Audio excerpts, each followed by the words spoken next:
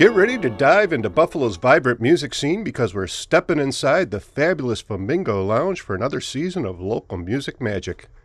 Season 6 of In the Flamingo Lounge with Rockabilly Greg is here, and we're turning up the volume. From legendary artists to rising stars, we'll be bringing you the stories and sounds that make Western New York's music scene one of a kind. We will explore the hidden gems, the iconic venues, music industries, and the passionate musicians who are shaping the Buffalo and Western New York's musical landscape. Whether you're a lifelong Buffalonian or just discovering our region, this season is packed with interviews, music, and raw energy that makes local music unforgettable. But before we get started, I'd like to give a big shout out to our sponsors, CatsLikeUs.com and Diamond Hawk Golf Course and Pub, for helping to keep the music alive. This week, I'm thrilled to welcome Dave Ruch, a versatile musician and historian.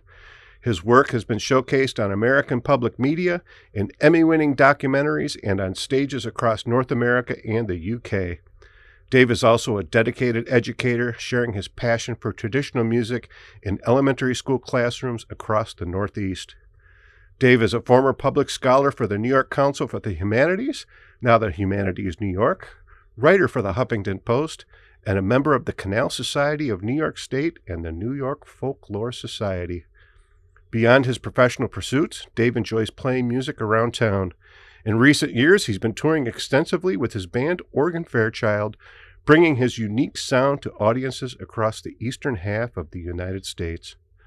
Please give a big Flamingo Lounge welcome to Dave Ruch. Dave. Hi, Greg. Thanks for coming down to the lounge. I'm so glad to be here. Yeah, I'm glad to have you down. And, of course, we had 2/3 of Organ Fairchild. I think it's 2 years ago now. I was looking at the list. I'm like, holy smokes, it's time's gone fast. Yeah, So, I forget what was going on that night, but I couldn't make it. Yeah. And, luckily, Joe and Corey came down, and I loved that episode. I've listened to so many of your episodes. So great. it's great. Thank you so much. Great to be in the lounge. Yeah, it's been a lot of fun. I've met so many great people. I mean, I don't know you all that well. I should say not even hardly at all. We've met through through the music, and of course I had Greg Meadows down here, talking about all the great artwork he's done for you guys. Yeah, And sure it's just been a lot of fun for me. So, but before we get started, of course, I'm going to ask the infamous aha question. Did you have a moment, an aha time when you said, "Yeah, music's what I want to do"? Yeah, I definitely, and I've been thinking about this because, as I said, I've listened to Mm-hmm. plenty of these episodes and just love what you're doing and feel like it's really important. So thank you, first of all, You're for welcome. doing this. A couple early ones, we used to spend our summers in Canada in Silver Bay, just over the border from Buffalo.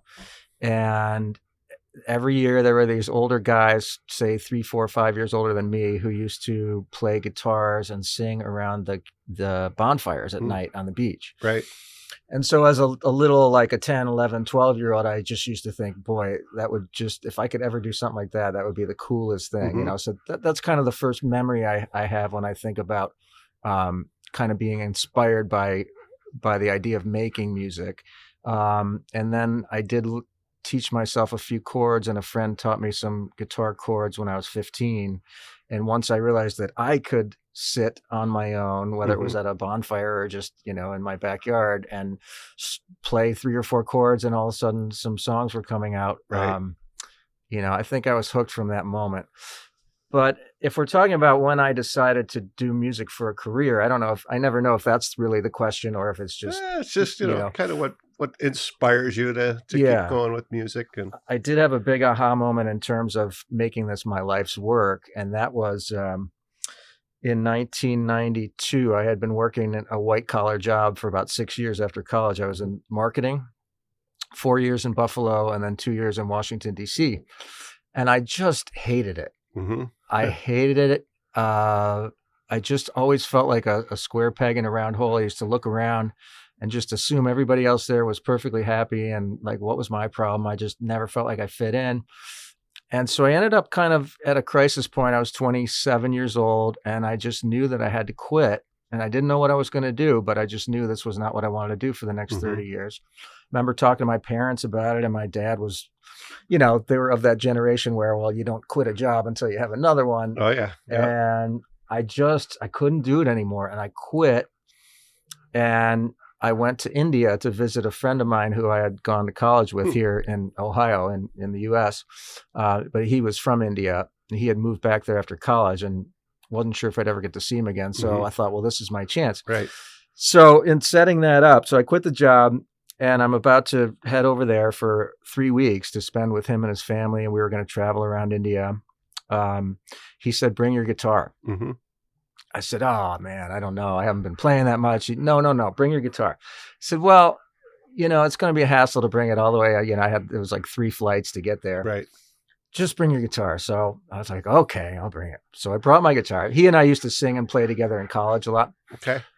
So every single day when I was over there, we probably sat down for 5-6 hours a day and played and sang. And by the end of that trip, I knew exactly what I was going to do with the rest of my life. Wow. I had always kind of just assumed there was no way to make any kind of living with music. So I always had kept it as a hobby. But it was then that I decided, like, this is really the thing I care about the most. It's the thing I love the most. And it was taking that trip over there and spending the time with him. People talk about discovering them, going to Asia, going to India and discovering themselves. But, I wasn't sitting on top of a mountain in lotus position. That's right.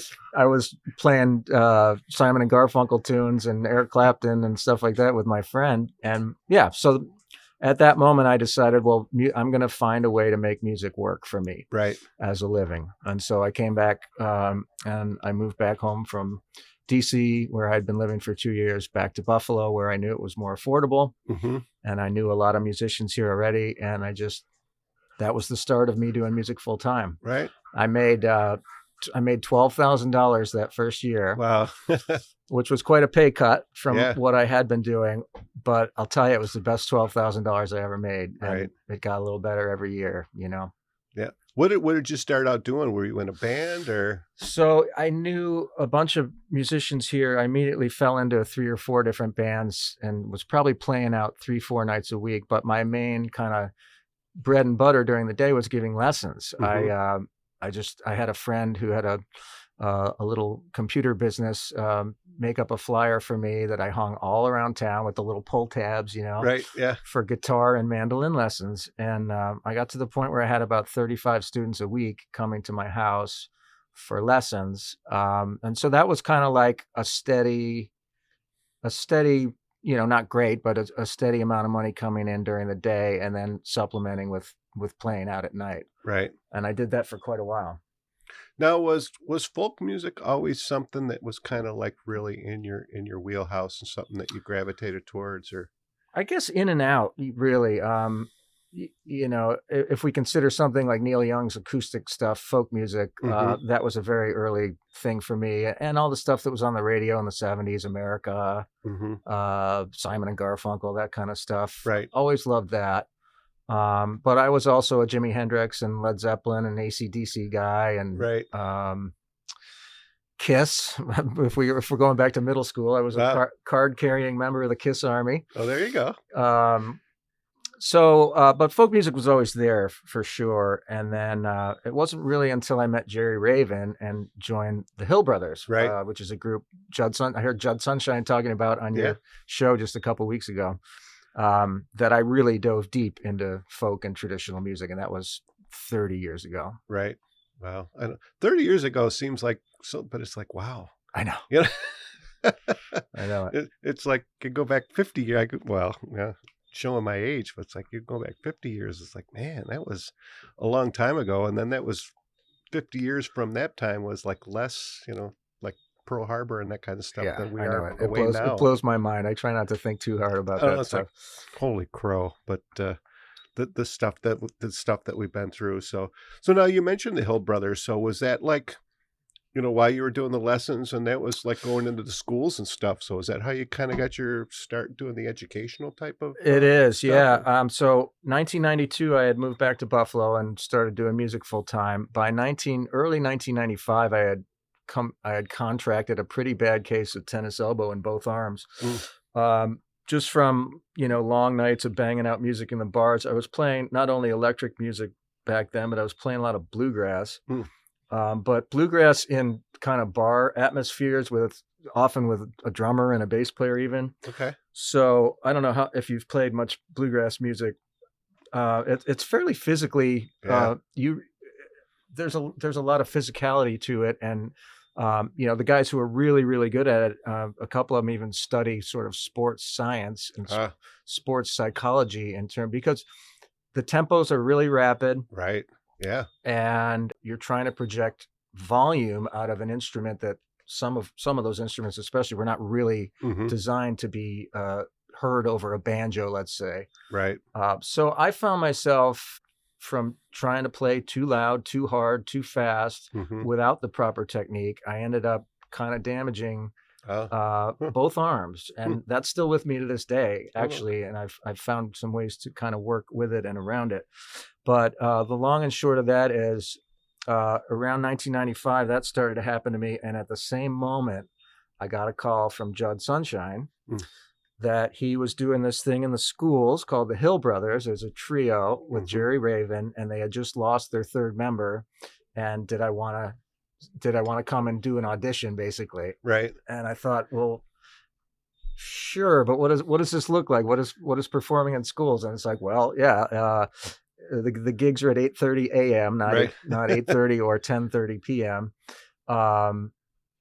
And you have speaking lines. It was a scripted show, so it's like a 45 minutes. You're playing the same songs in the same order, and you're saying the same things between the songs.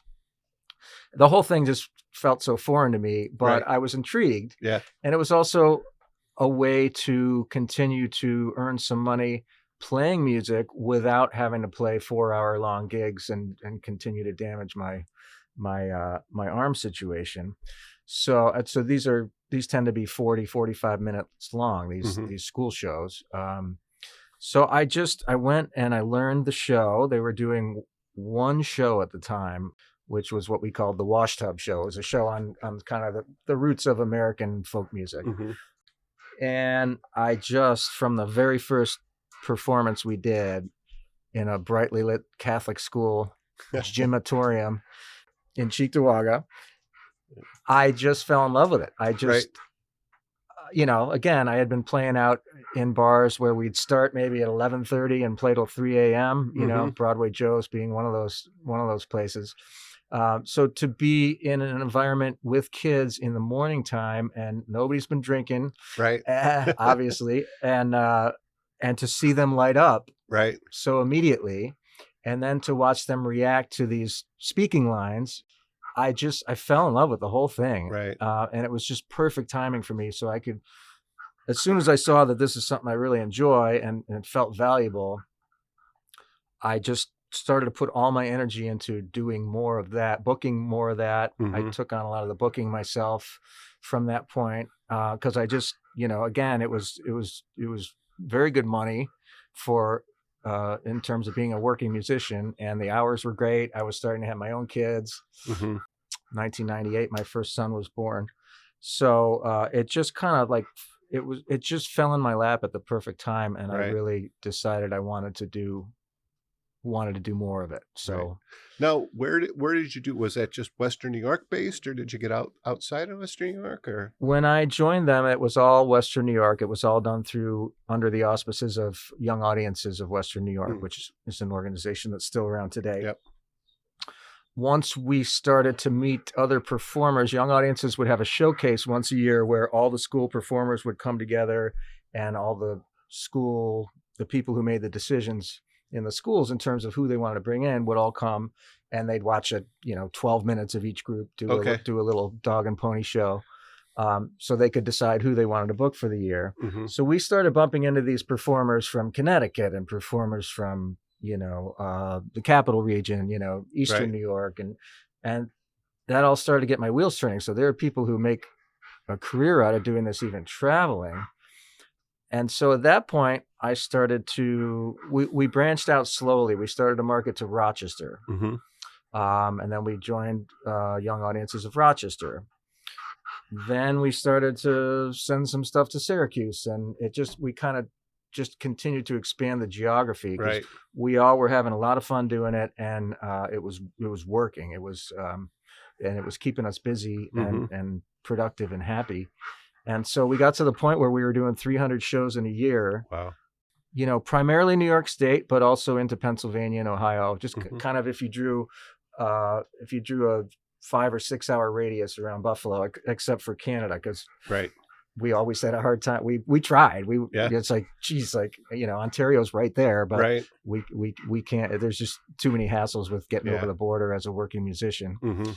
So yeah, it got to the point where, and we had a real routine down. Like none of us wanted to be gone overnight. My kids were young at that Mhm. point. I didn't want to be a kind of absentee dad. So we would do things like, meet at the park and ride at off of Transit Road at 3:15 a.m. Mhm. and get in the car, and we'd drive 4 hours to Albany. We'd do one school in the morning. We'd go to a second school in the afternoon, Hmm. or maybe even a school on the way back toward Buffalo, like in Utica or something.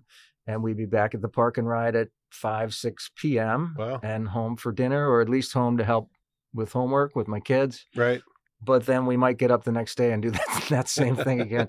I remember telling, did you know, I'm sure you were around when the Steam Donkeys were sort of in their heyday. I Yeah. mean, they're still playing today, obviously, Mhm. and they're as great as ever. But the guitar player, Charlie Quill, who is a friend and just a funny guy, remember explaining it to him one time. We were doing a nighttime gig somewhere, and he's like, so what's this school thing you guys do?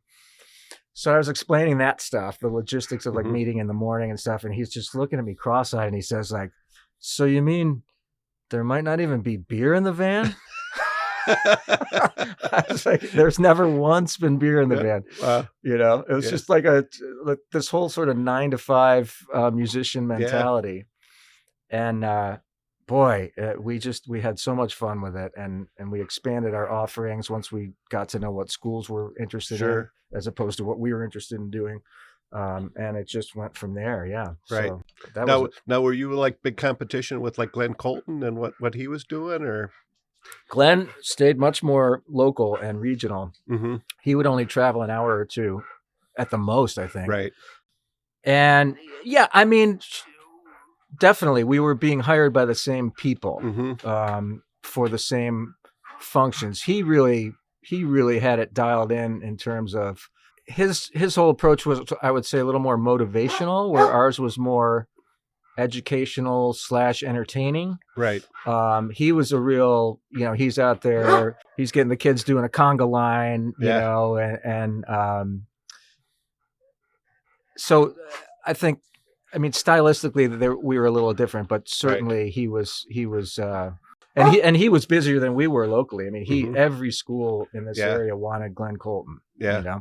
I know I had Glenn on, and he was talking about all the different like marketing things that he did to to produce himself. With you having a marketing background, were you doing anything like special to like get the schools to notice you, or?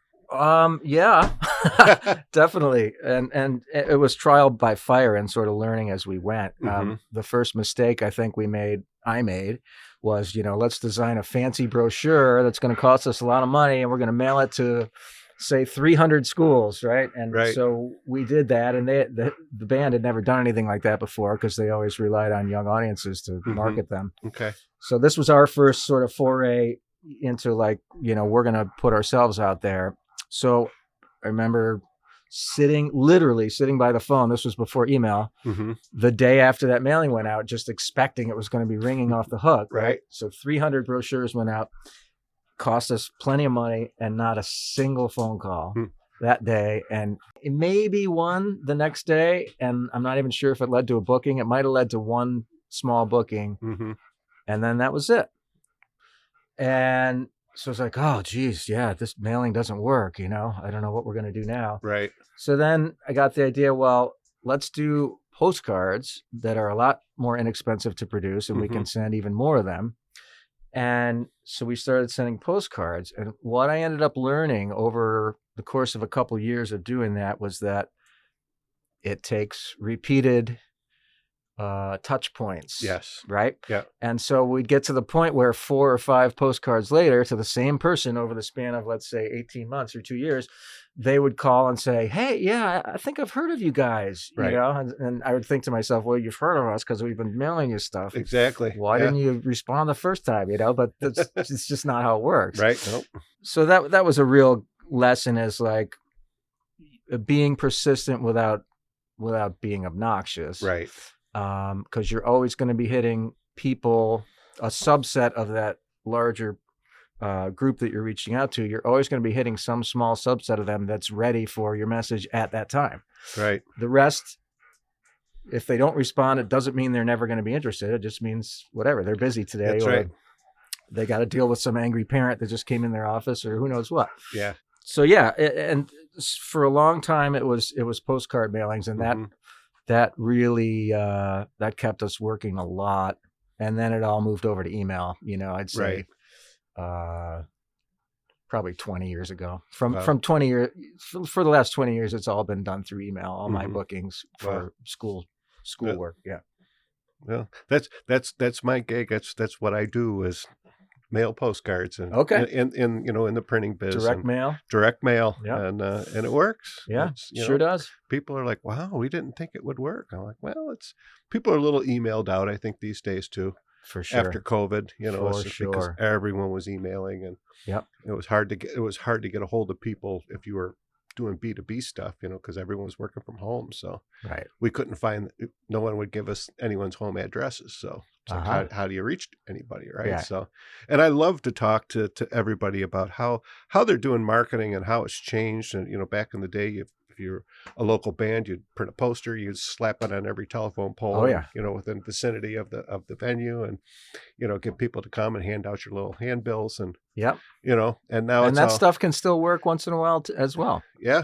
Depending on what you're doing. Yeah. I mean, I see the posters hanging up like at the record stores and, you know, grocery stores and all that, and which is great and I see your guys' stuff all the time. It's, you know, I'm in Lexington Co-op a lot, and it's like, there they are. And, of course, you know, we mentioned we've had Greg Meadows on in the past, doing great stuff for your band. And Greg's been doing amazing stuff, not only for Organ Fairchild, but before that, you know, he for some reason took some kind of interest in what I was doing with kind of more the historical music and the Erie Canal stuff that had a local connection to Buffalo. Right. And so between my solo stuff and then with the Canal Street String Band, which was a band that we had together for about 10 years with Jim Whitford and Phil Banaszak, Greg just sort of like, it's like, I want to brand this, you know, I want to create a band look and a band logo, which he's so good at. Oh gosh. Yeah.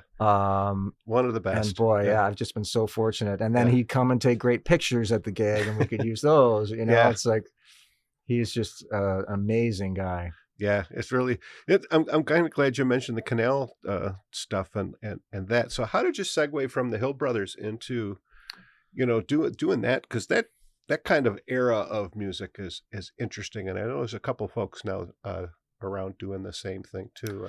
Yeah, that was another. So I said, like, when I first joined the Hill Brothers, they were doing the one show, which was the Wash Tub Show.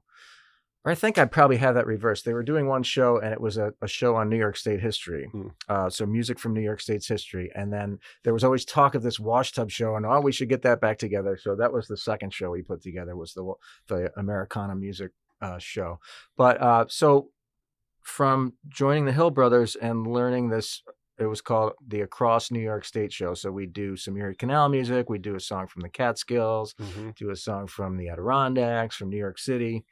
So it was for students who were learning about state history. And that was my first re-exposure. I'm sure I learned the one Erie Canal song when I was a fourth grader. You probably did too in Fredonia. You know, I've got a mule and her name is Sal, 15 miles or years on the Erie Canal. So this was a reintroduction to not only that song, but some other music that the Hill Brothers were doing in this show. And that really all came from Jerry Raven. He had an abiding interest in traditional folk music of this area and of other places. So I kind of, as the Hill Brothers went along, we started, like I said, to kind of develop shows based around what we saw were the needs of the school. Things like every March, we're going to stress reading for a month. So we put together a bunch of songs to encourage kids to read. And we packaged that as the reading show, and so we'd be booked solid all through the month of March, all across the state, in schools that are trying to encourage their kids to read. That's just one example. And then we got into anti-bullying and character education, things like that. But I think for me, my sweet spot there was the historical stuff. That's what really was the most interesting to me. So when I decided to move away from the Hill Brothers and start doing school presentations on my own, that's what I wanted to do. I wanted to focus on music from different places and time periods and connect it to the various grade levels when they're actually learning about that. So music from colonial times, music from westward expansion and the gold rush, music from the War of 1812, music from the Erie Canal. And so that's been kind of my stuff ever since I broke off about, 15 years ago now. Wow. So for the last 15 years, I've been in schools solo doing that kind of stuff. But it was hooking up with Jerry Raven and learning that canal stuff that got me interested. And then since then, I've sort of gone down the rabbit hole to an obnoxious degree in terms of trying there's no such thing. But trying to find more of that stuff. This is our musical heritage here in this area. You talk about the 19th century waterfront in Buffalo, which is where the canal met with the Great Lakes. You had this section of 3 or 4 blocks down there, which was called Canal Street back in the 19th century, that was filled with 60, 80 taverns, saloons, brothels, houses of ill repute. Right. There was a seedy side as well, as we like to say. But teeming with music down there. The music of the minstrel shows, which is, of course, extremely controversial and uncomfortable to talk about today, but that was at the time America's first popular music form, and it was all over the place down there. You had sailors coming in off their ships and singing in taverns. You had sailors singing on board their ships to do their actual jobs, like hoisting the anchor off the bottom of the lake or raising the sails, what we call shanties, right, or work songs. That stuff was happening at Buffalo Harbor. Believe it or not, ordinary citizens of Buffalo would come down to the Buffalo Harbor in the 19th century just to hear the sailors singing their work songs. Wow. And these were not performances where a sailor's standing on the edge of his deck singing for a crowd. They're shoving on they're hoisting a rope, or they're walking around pushing a capstan and singing these work songs, right? Yeah. So I'm fascinated by that. I mean, when people say, like, if you could drop back into any era of time, what would it be? Right. I would love to be on the Buffalo waterfront in, say, 1854, before the Civil War, and just walk around and see it and smell it and hear it, because there was professional entertainment going on. There was all this informal music making happening. So I've gone down. I've gone in pretty deep in terms of trying to find out as much as I can about that music. You know? Now, during that time, like, what were the instruments that they were playing? Or what? I'm sure the shanties and stuff on the boats was all a cappella stuff. It was. They're not playing any kind of an instrument, but it's because the guitar really didn't come into. No, there wasn't much happening with the guitar yet. The most popular instrument was the violin or the fiddle. And then once you get into the 1820s and 1830s, the reed instruments, so the harmonica, accordion, piano, certainly, although piano wasn't very convenient to drag down to the waterfront or bring on your canal boat. So, certainly the fiddle was number one, the reed instruments, harmonica, accordion, and then the little amusements, the Jew's harp, the jaw harp, which is something I bring to just about every school presentation and show kids, little metal contraption people would carry around in their shirt pockets. And anytime you want a little music, you pull it out and play a little tune on it. You press it up against your teeth, and there's a little vibrating rod in the middle that goes in and out of your mouth. And it makes that sound that we've all heard on the cartoons when somebody bonks their head into somebody else. You know, you hear the boing. That's actually made by the jaw harp in a lot of the old cartoons. But that was a very popular instrument. And then, you know, around the waterfront, especially with the minstrel shows, you had the bones and the spoons and things like that. Right. So these are all things I've dipped my toes in a little bit and love to show other people how that stuff works and what it sounds like. So, and what kind of reaction do you get from like the kids when you talk about like this stuff? It's got to be like, wow, really? You can. It's the best. Yeah. I say it all the time. Like, if you show up to a school with a banjo and you go out to the playground when they're on recess, a couple of people might be interested. But you bring that banjo into their classroom, it's definitely going to be the most fun thing that they're going to do all day. Yeah.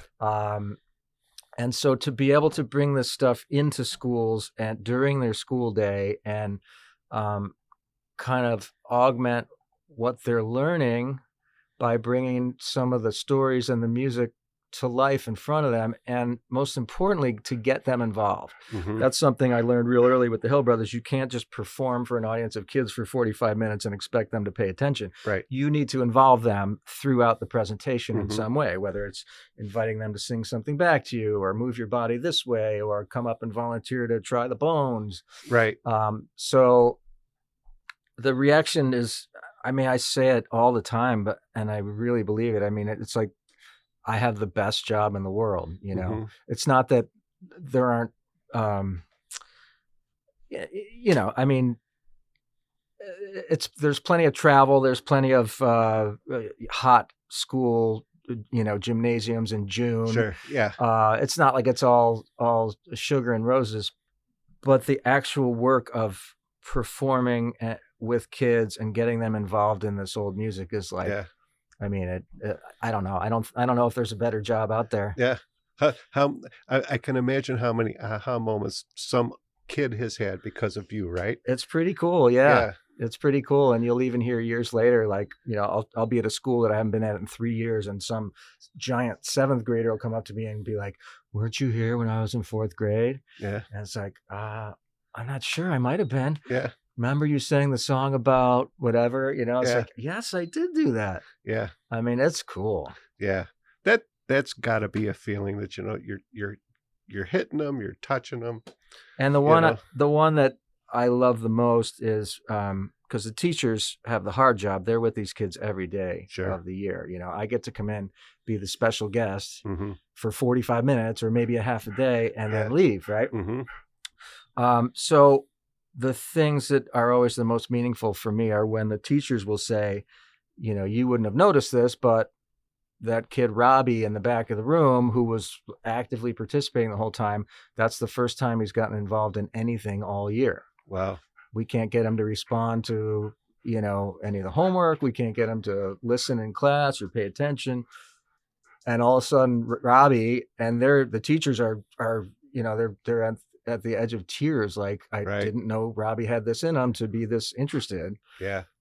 So, and I never know which of those kids is Robbie, but there's a Robbie or two in every single room. Sure. At least. And that is just the most gratifying when you realize that, you know, we all know, no two kids learn the same way, and the one style of learning that's happening, and the education field's gotten a lot better at varying the learning for different learning styles. But still, at the end of the day, there are going to be some kids for whom the traditional setup in a classroom just isn't going to help them learn anything. Right. And so, yeah, those are the real wins. Now, do you bring instruments and let them like play them and try them out, or bring some kazoos? On a limited basis, it depends. I used to do a lot more what are called residencies, where you could actually go in be with the same kids for, say, 3 to 5 sessions over the course of a week. That takes a lot of grant funding, and it also takes the schools and the teachers setting aside a lot of time, which they typically don't have anymore. They just don't have the time. They probably don't have the budget. Going back 10, 15 years ago, I was doing a bunch of these residencies where I'd be at a school for a week at a time. Those are the best, because then you can really get them hands-on with stuff. Sure. For the most part, my job these days is just presenting to them. I will ask for volunteers. So I'll get a couple kids up on stage to try the bones, for instance, if I'm doing a show that involves the bones. But that's kind of the extent of the hands-on part. Right. They're mostly K through 5 or? Yeah. And Yeah. upper elementary is definitely my sweet spot. Third Mhm. grade, fourth grade, fifth grade, both in terms of the curriculum and in terms of just, I love that age, you know, Right. because there's still, once you get to spring of fifth grade year, they're starting to become adolescents and Yeah. and a little more self-conscious and less interested in just jumping right in with whatever you're doing. Right. I've found my ways to engage them, but yeah, that whole third, fourth, fifth grade is really a sweet time, because they're really curious. They have a lot of good ideas. They have a lot of enthusiasm, and they don't hesitate to jump in and get involved. Right. Yeah. They're not worried about being called out for asking a question, right? They That's just it. Right. got that. Or looking uncool for doing something. Exactly. Yeah. It's I was a youth leader for quite a while and did the middle school and the high school age. And yeah, it was that middle school age is tough. That's the worst. That's yeah. tough. And I don't mean the kids are bad. I just No. mean that's a really hard time of life. It's a hard age. I remember you'd have a 6th grade boy and an 8th grade girl in the same group, and it's like, oh my gosh, they were so eons apart, Right, you know, I know. maturity wise and Right. and everything. And it's Right. like, oh my gosh, how do I program for this? Right. Exactly. So I can't imagine bringing music in. Ever did anything for like the high schools or even adults? Oh, I do a lot of stuff with adults. Yeah? Yeah, it's it's funny. A friend of mine, Jeff Warner, who's a wonderful performer in New England, said something like, you know, my audience is under 12 and over 60 for folk music. Right. I have done some stuff in high schools. It's been very limited. And it's, I would say, mixed results, Mhm. just because it's not something I do all the time. Right. So it just depends on the group and what the topic is that I've been asked to present on. But a lot of stuff for adults. As I got more interested in this old historical traditional music, I put together some programs for museums, historical societies, libraries, places where older adults come, say, for a lecture. But Mhm. in my case, it's a lecture/concert. Right. So you're presenting music, but also, you know, telling lots of stories, the history of Right. of the area and of the music itself. And I hooked up with the New York Council for the Humanities about 15 years ago, and they started sending me all around the state to do and funding presentations for groups like that, people Mhm. who are civic minded and interested in learning about and discussing our kind of our shared heritage and our shared history here as New Yorkers. And so I've done a lot of work with adult audiences over the years with that kind of material, Erie Canal stuff and Right. historical music of New York State. Yeah. How now, like, how receptive are they? Do they ask a lot of Oh, questions? Or, yeah. yeah. Yeah. And it's always like, you know, the same reaction I had when I started learning about this stuff from Jerry Raven. Like, I didn't know we had our own musical traditions here. I thought that was Right. something that only happened in North Carolina. Like, Right. if you talk about American traditional music or homemade music or music people made for their own entertainment, I think of like a back porch in Kentucky. I don't think of Mhm. Chautauqua County, New York. Right. But lo and behold, you know, no one had a radio 150 years ago. And Sure. so we all had a need to make our own entertainment and make our own music.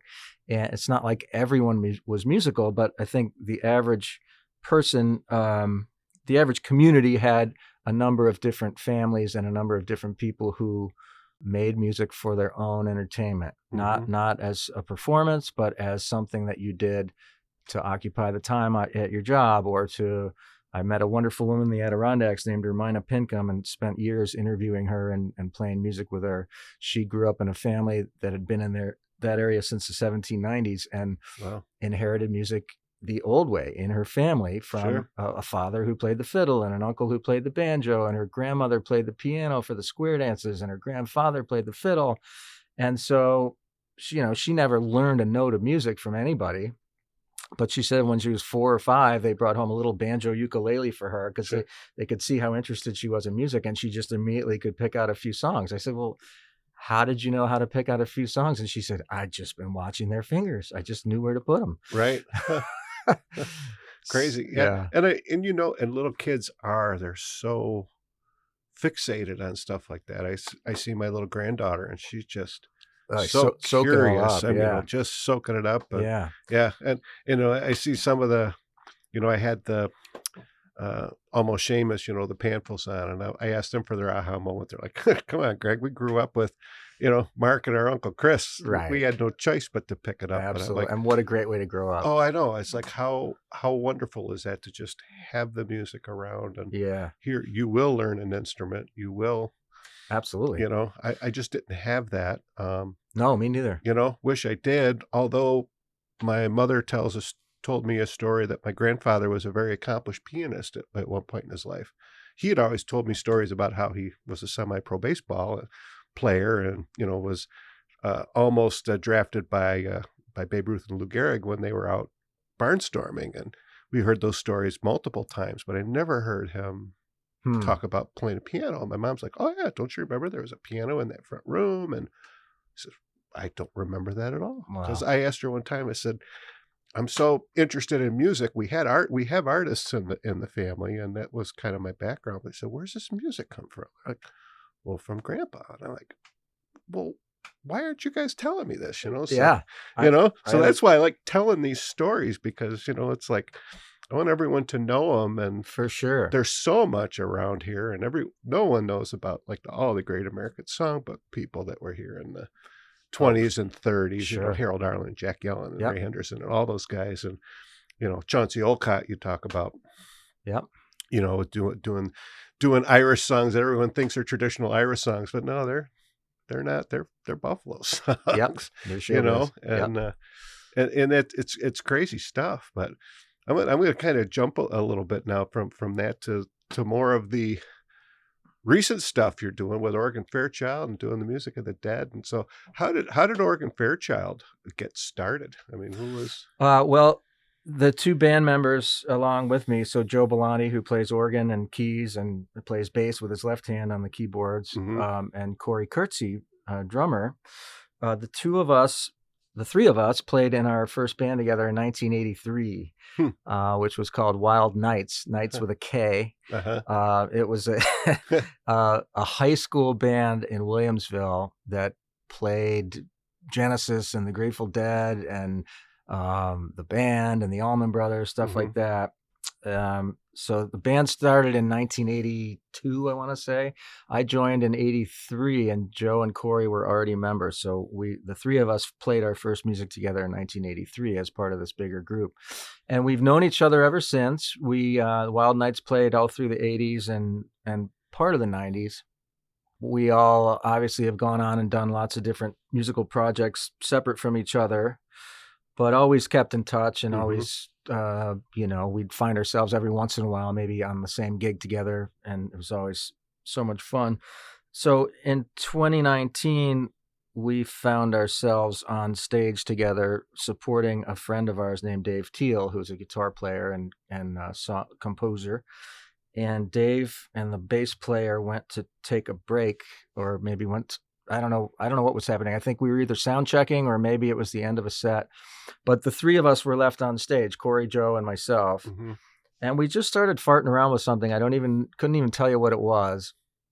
And I just had this, talk about aha moments, right? I just had this little aha moment in my head, like, I wonder if the three of us, because we just love each other so much, and it's such a tight, easy little group. I wonder if the three of us could be a complete band. I'm thinking in real time, well, this would require Joe to play bass with his left hand, right, which he'd never done before. But I started thinking about the old organ trio formats, Jimmy Smith and Jack McDuff and Dr. Lonnie Smith.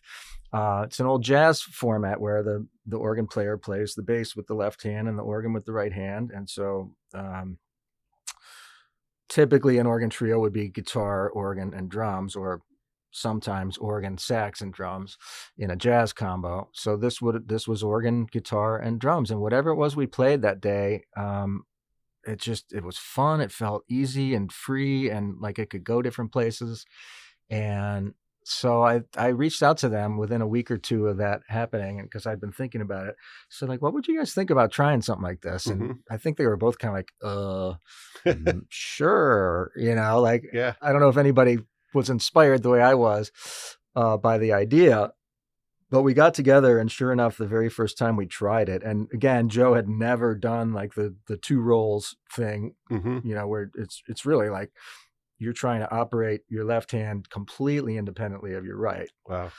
Not and Joe's really mainly his background is piano, right? So he's great boogie woogie piano player, Right. and he can play classical music, he can play anything, but this whole idea of I'm playing an independent bass line that has nothing to do with what I'm playing with my right hand. Easy for me to say, yeah, let's do this, and you're going to play you're going to play the role of two people. Right. But he, as he does, he just has gotten better and better and better at it. He just dove in and was like, hell yeah, let's do this. Let's try it. Yeah. And we started getting together. And the coolest thing about it for me is that I had tried to write music many, many times in the past. And as it turns out, what was hanging me up was lyrics. Right. I can't tell you how many times I sat down. Okay, I'm going to finally write an original song, and I maybe liked some of the music, but then like I'd write some words out and I'd try them for a minute, and then I'd just, these are terrible. And I'd crumple them up in a ball and throw them out. Right. And like, okay, I guess I'm never going to write any music. Well, once, because Organ Fairchild is an instrumental band, so there's no vocals.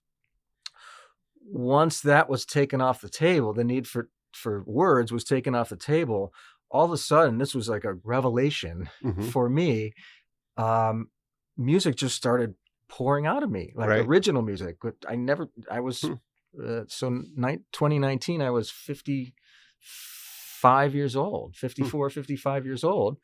And for the first time in my life, like all this original music started just kind of coming out of me. Wow. And it was like, wow, like almost faster than I could capture it. And then I'd bring it to these guys, and inevitably, the way this group works is if any of the three of us bring a new musical idea to the group, once the other two get their hands on it, it becomes 3 times cooler than what it was, what any one of us maybe would have conceived on their own. At least that's true for my tunes. When I bring them to them, like they always get better and more interesting. And so that's been really the coolest thing, is that now we're writing, these lifelong friends are now writing music together really for the first time. Corey has always written music for other projects he's involved in, but not the case for Joe or me. So for two of us, it's a brand new thing. And you just had a new album come out, right? I think the third album? Third album, yeah. Third album. Wow. So since 2019, that's quite a... Yeah, we did our first gig in 2020. It was a month before the pandemic. So you know what happened after that. Oh, yeah. But we managed to get our first album of original stuff out the next year in 2021. And then 2 years later was our second original album. And that one we professionally recorded in the Hudson Valley with a wonderful engineer. And then this year we released our third one, and this third one is an album of covers. It's called Songs We Didn't Write, and it is indeed songs we didn't write. It's songs we love that we've sort of rearranged in our format. So oftentimes the guitar is kind of playing the vocal line without singing, obviously. Right. And so we've taken some of the music we love and kind of rearranged it in our format. Yeah. Oh, that's so cool. And you guys have been touring like pretty much all northeast coast, or have you gotten farther? Oh yeah, farther even. We were down in North Carolina this summer at a festival and some clubs. We've gone all over the Northeast and pretty far into the Midwest. We're in fact at the end of September we're heading out for our longest tour to date, which will be 16 days in a minivan. With beer? Definitely beer at the end of the line, but we're probably not drinking while we drive. Right. That's not a good idea. I think we've learned that. Yeah. But no, we're going to go out. We're going to be in Ohio, Michigan, Indiana, Illinois, be for as far out as Chicago, and almost up into Wisconsin. So yeah, it's funny. We laugh about it all the time because most people with any sense were doing this when they were 25 or 30 years old, and it's funny, like, at least for Joe and me, like neither of us really wanted to be on the road or traveling Mm-hmm. like this when we were younger. I think, we all had kids and Mm-hmm. nobody wanted to be away from home. So, it's just funny that we're doing it. We're finally doing it now. Yeah. The youngest band member, which is me, is about to turn 60, Yeah. and we love it. It's like Right. but we just laugh. We show up some places, especially some of these festivals we play with. Where the audience is a lot of young kind of hippie kids, jam band festivals and stuff. And it's like we always laugh. Like when we get out of the van, the festival promoter's probably like, okay, like so. These are the dads. Like, where's the band? Yeah. It's like, oh no, we're the band. Right. Till they hear you fire it up, right? Right. And they're like, yeah. Hopefully. So, and I know you guys do a lot of music of the dead too, as kind of a big. Well, big thing. that's our background, and Yeah. so we generally sprinkle in a dead tune probably every show that we do. Our shows are probably 2/3 originals and a third kind of eclectic covers that we like. Mm-hmm. There's always probably a dead tune or two in there, but then once a year, we've started doing an annual hometown Organ Fairchild Plays Grateful Dead show where Right. we do 2 sets of nothing but Grateful Dead music. Again, but in our format where no one's singing and Mm-hmm. we're kind of rearranging the tunes in a way that feels good to us Sure. as a trio, Yeah. It makes it fresh too, right? It really does. Yeah, it's been a blast. Yeah. It's fun to do a cover song, but do it your way. We're kind of forced to, because again, Yeah. like, we're not singing them. So right. we got to come up with some interesting way to do it. Yeah.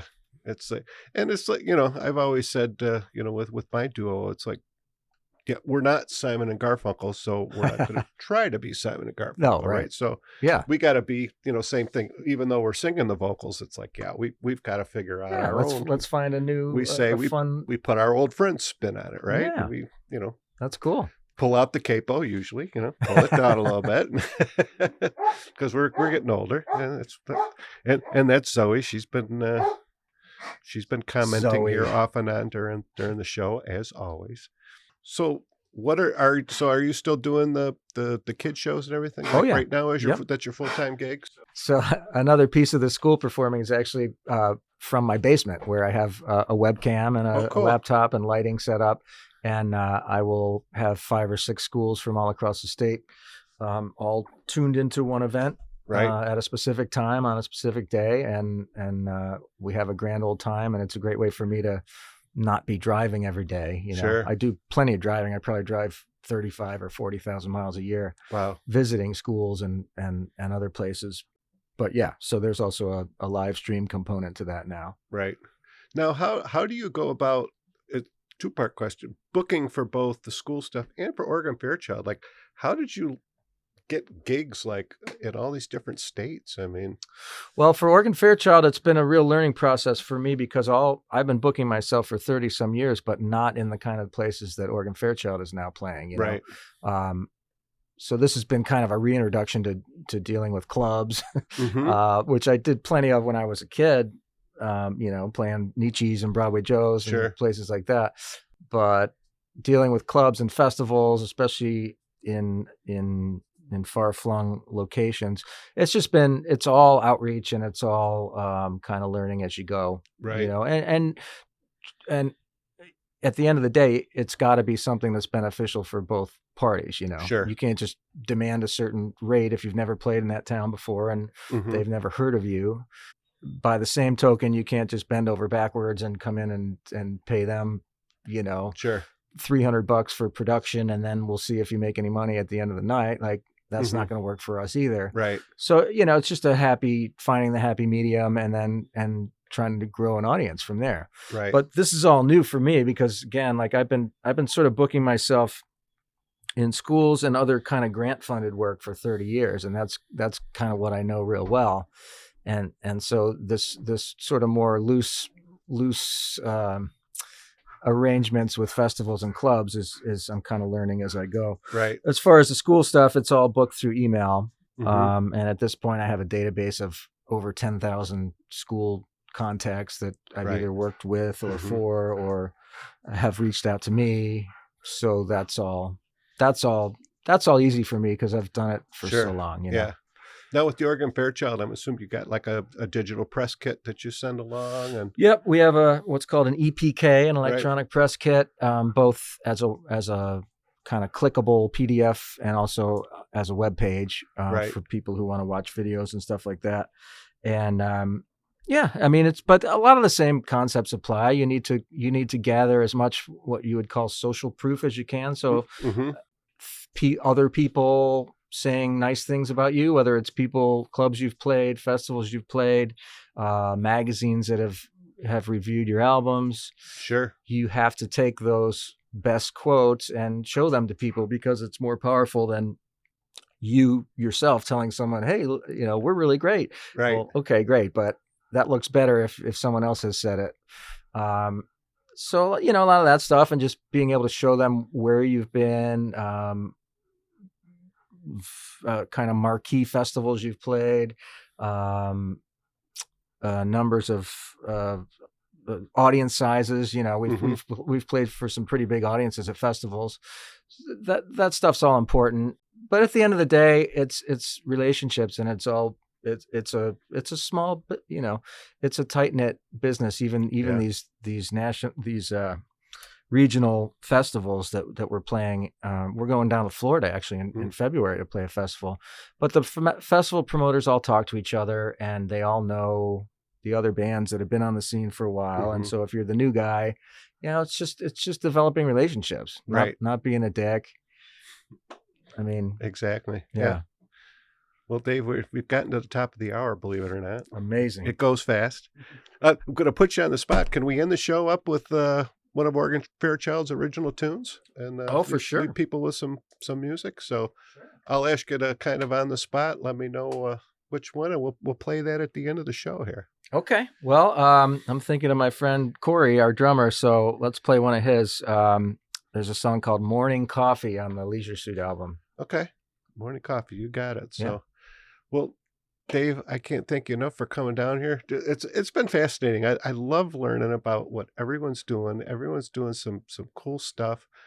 It's so encouraging to hear that you've made music your life and your profession, because I know it's a tough business to make a living at, and people are trying. But for me, I think it all boils down to fear of failure. Really, like when I quit my job, and my parents were very unhappy with my choice. It was like, I better not fuck this up. Right. Yeah. Oh, I know. So there's some of that in there. But thank you so much, and thanks you're in season 6? 6, yeah. Season 6. Documenting all these stories. I can't tell you how many hours on my drives to and from schools and other places where you have kept me company. And great. And I've learned stories about people I know. Some people I know fairly well. I've learned brand new stories that I've never heard from them. Yeah, the one thing that is really interesting. I'll have a couple guys down here from a band, and I'll look at each other. I didn't know that. Yeah, someone will just tell a story. I didn't know it's that. It's such an important thing you're doing. So thank you. It's cool. So I appreciate it. So for everyone who's tuned in, thanks a lot for tuning in again. As always, you can find the podcast where you find your podcast at Apple Podcast, Spotify, iHeart, Amazon, Audible, Buffalo Toronto Public Media's mobile app, Amplify, BTPM, and a new place called thebuffalohive.com, which is a new website that is coordinated to be all things cultural here in Buffalo. So check that out. There's a whole bunch of other stuff besides the podcast. And of course, you can always get the podcast at rockabillygreg.com, where it's all about the music. Dave, again, thanks so much. Thank you. And what was the song again that we're going to... Morning Coffee. Morning Coffee. Written by Corey Kurtzy. By Corey Kurtzy. So everybody take a listen, and thanks again for tuning in. We'll see you next week. Bye-bye.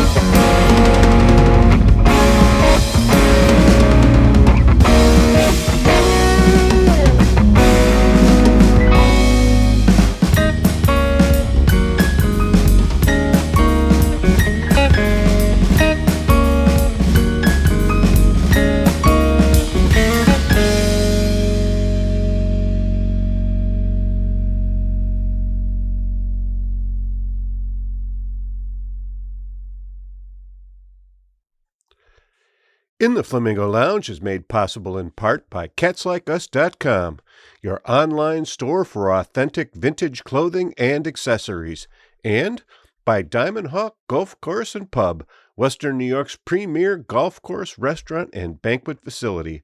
At the Hawk, the bar is hopping year-round with live music every Wednesday, Friday, and Saturday, and some other nights, too. Tune in for a new episode every Saturday at 9 a.m. EST at rockabillygreg.com, where it's all about the music.